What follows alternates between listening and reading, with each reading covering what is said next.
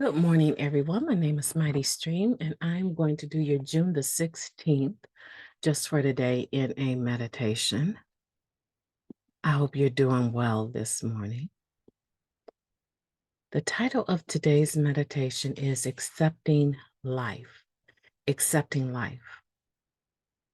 Some things we must accept, others we can change. The wisdom to know the difference comes with growth in our spiritual program. And that comes from the basic text, page 95. It's relatively easy to accept the things we like. It's the things we don't like that are hard to accept. But remaking the world and everyone in it to suit our taste would solve nothing. After all, the ideal that the world was to blame for all our problems was the attitude that kept us using. And that attitude nearly killed us. In the course of working the steps, we begin to ask ourselves hard questions about the roles we ourselves have played in creating the unacceptable lives we've lived. In most cases, we found that what needed changing was our own attitude and our own actions, not the people, places, and things around us. In recovery, we pray for wisdom to know the difference between what can and can't be changed. Then, once we see the truth of our situation, we pray for the willingness to change ourselves. Just for today, higher power, grant me the wisdom to know the difference between what can be changed and what I must accept. Please help me gratefully accept the life I've been given. Let's take a moment of silence, followed by the we version of Serenity Prayer. Moment of silence now.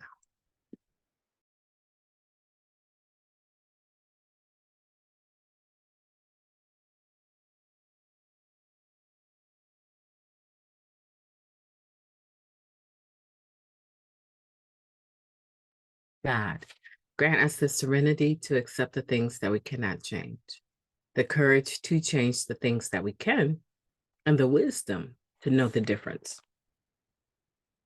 Just for today, please and thank you. So we're talking about having the wisdom to know the difference and how that wisdom is something that develops with time. Wisdom is something that we have to attain through experience. I don't know many people that are just born with wisdom. A child develops wisdom as they begin to grow and have experiences and are able to use that information in an appropriate way, a positive way, a helpful way. Now, a child might know that if I touch the fire, it's hot and I will get burnt. Typically, that pain that comes from that will cause the child to develop wisdom when it comes to fire. Don't touch the fire because it will burn you, and your flesh cannot handle that level of heat. It will hurt for a long time. Now that's in its most simple form, right? A child is able to gain wisdom through experience. There are those, though, that will continue to test the boundaries of that. If I get this close, will it burn me? If I don't get that close, am I safe to play with the fire? Or is the fire just on the stove hot like that, not really with a match? Okay, so they're still learning. They're trying to figure out the boundaries of the information that they've gained. That's typical of childhood. not adulthood. Typically, as we approach adulthood, we begin to move out of that need to figure our way around the information that we've gained. It's our experience. And so we're able to use that information in a wise way. That's what I don't really hear a lot of, right? I don't hear the word wise. Well, that wasn't wise, or that sounds wise. No, I don't hear that word. It's almost like a word that is archaic. It's becoming so old. But wisdom, now I hear a lot of that. Today, we're talking about the wisdom to know the difference is something that comes with growth in our spiritual program. Accepting what I cannot change, right? It takes a lot of wisdom. Mostly, I hear this a lot with codependent individuals that are, you know, still trying to be responsible for everything else, everyone else, trying to make sure that their behavior doesn't ignite, an issue for someone. And in reality, we can't change what people think. We can't change what people do. Just as sure as I woke up in my own bed, did my own stretches, put my own 2 feet in my beautiful memory foam slippers, right? Just as sure as I did all of that, prepared my own warm coffee this morning, everyone else does the same thing. They wake up within themselves and they have to, all by themselves, decide what they're going to do next. And I have absolutely nothing to do with that. If I did, I wouldn't have lost the people to death that I loved. If I can control all of that, they would have been able to wake up every day of my life because that's what would have suited me. I have no power over anyone. And so this concept of being able to accept the things that I cannot change, it shouldn't be all that complicated. But because we are, I don't know, I just feel like we have these huge hearts. We continue to want to try and change things to suit what we need it to be. But all I really need is acceptance that the only thing that I can change is myself. It's really quite simple. That's why this prayer is such a great tool to keep in your tool belt. So the wisdom that we need comes with spiritual growth. How much spiritual growth are we personally experiencing? Look at the last year of our lives and let's go through it. Let's start with, this is the month of June. Let's start with July of last year.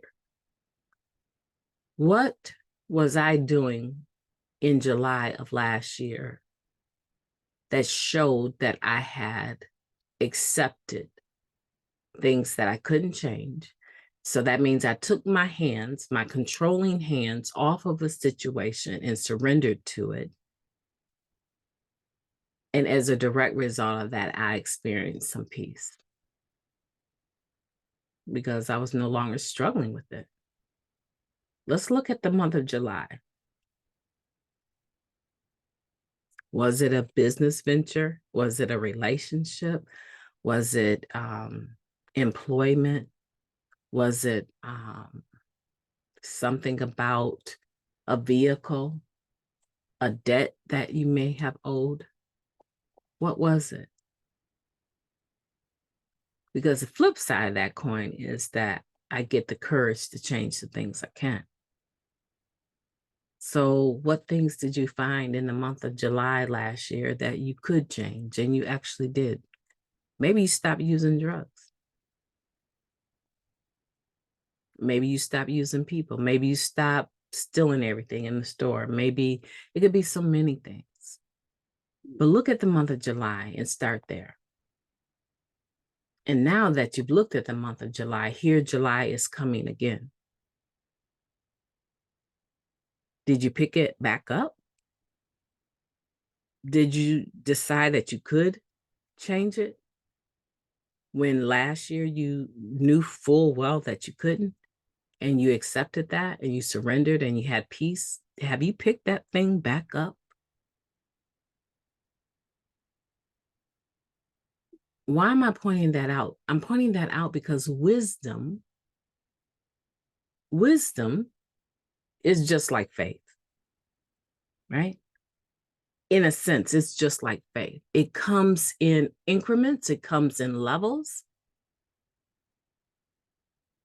and it can come as itself, whole wisdom. Do you have wisdom? Absolutely, I have wisdom. If you have so much wisdom,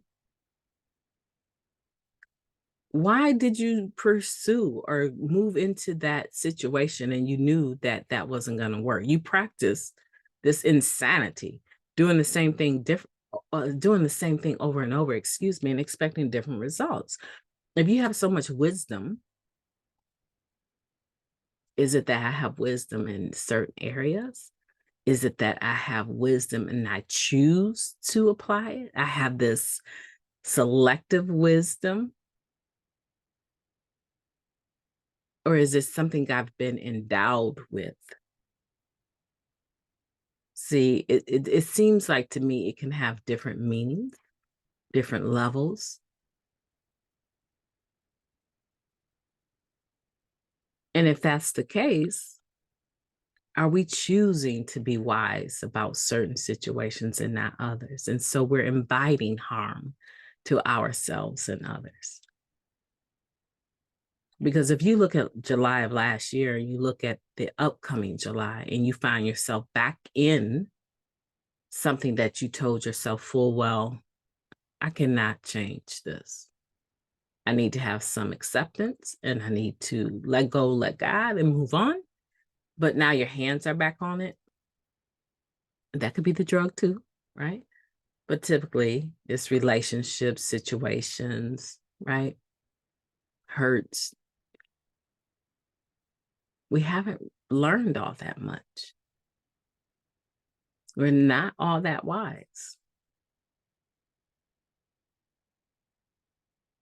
Or at least we're not applying wisdom in this situation.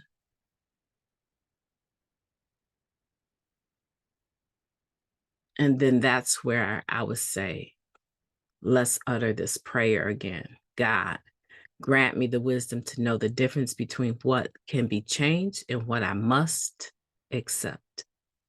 Please help me gratefully accept the life I've been given. See, because in gratefully accepting that, I take care of it. I honor that life. I do whatever I can to make sure that I have longevity, which is quantity of living, right? Of years. But I also have quality. Quality. And that sometimes the decisions I make really reflect how grateful I am for the life I've been given.